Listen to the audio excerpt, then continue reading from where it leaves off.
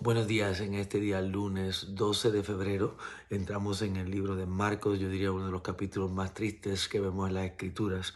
En él pues vemos que Jesucristo está siendo juzgado frente a Pilato y él es acusado de parte de él.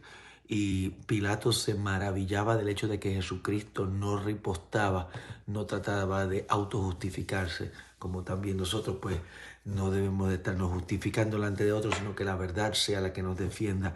Vemos en el versículo 10, donde era por envidia que había sido entregado y Satanás estaba envidioso de que el Hijo de Dios viniese a traer rescate a la tierra, al pueblo, al mundo, y por eso pues utilizaba a aquellos que tenían un lugar de poder, en este caso los fariseos, saduceos, los religiosos de aquel tiempo, y ellos estaban molestos contra Jesucristo de que viniera a cambiar el estatus de las cosas, donde ellos tenían el control y el pueblo estaba debajo. Satanás y aquellos que estaban en poder estaban envidiosos del Señor Jesucristo. También vemos que entonces en el versículo 15, algo terrible, Pilato se deja ir por la presión de grupo y por eso entonces acusa a Jesucristo y lo manda a crucificar cuando él verdaderamente no sentía convicción, pero él es culpable por sus propias acciones. Vemos entonces en el versículo 21 que Simón de Cirene estaba pasando por allí y lo llaman. Ese es el poder de los romanos, que podían coger a cualquier cosa y decirle que llevase la carga de uno de ellos por una milla. Eso era la ley con en aquel tiempo con los romanos. Y luego eso le llevan en el versículo 22 al lugar de la calavera. Yo después voy a compartir con usted las fotos de ese lugar. Yo he estado allí y lo que se ve es un pequeño monte de unos 30 pies de alto, pero se ven unos huecos en ese monte que parece una calavera. Hoy en día es básicamente un lugar, un depósito de buses. Es terrible ver eso.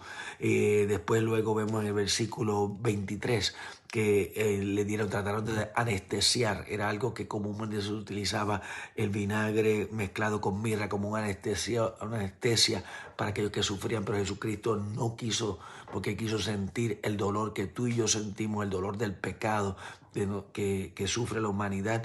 Él lo llevó en sí, aún sin ningún anestesia.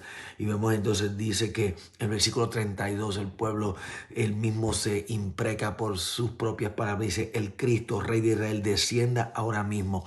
O sea, ellos reconocieron el Cristo, el ungido, y aún así dice: crucifícalo, que se pruebe a sí mismo si hemos de creer en él. Y más nunca creerían, porque vemos también, y perdone, en el versículo 38, él se rasgó el velo. El velo era de 60 pies de alto y 4 pulgadas de grosor. Era sumamente grande y se rasgó de arriba para abajo. Definitivamente fue Dios el que lo rasgó, fue Dios el que abrió el camino para que tú y yo podamos entrar al lugar santísimo. Y vemos que las mujeres, María Magdalena y Salomé y María, la madre de Jacobo, fueron las que estuvieron con él hasta lo último. Y vemos que José de Arimatea, un noble del concilio, es aquel que le compra la sábana, y aquel que pide su cuerpo es aquel que lo sepulta. Así que, mi hermano, en este lugar, aparentemente el lugar más bajo, donde nuestro Señor se siente abandonado aún de su Padre, aquí lo dejamos, pero lo mejor está por venir.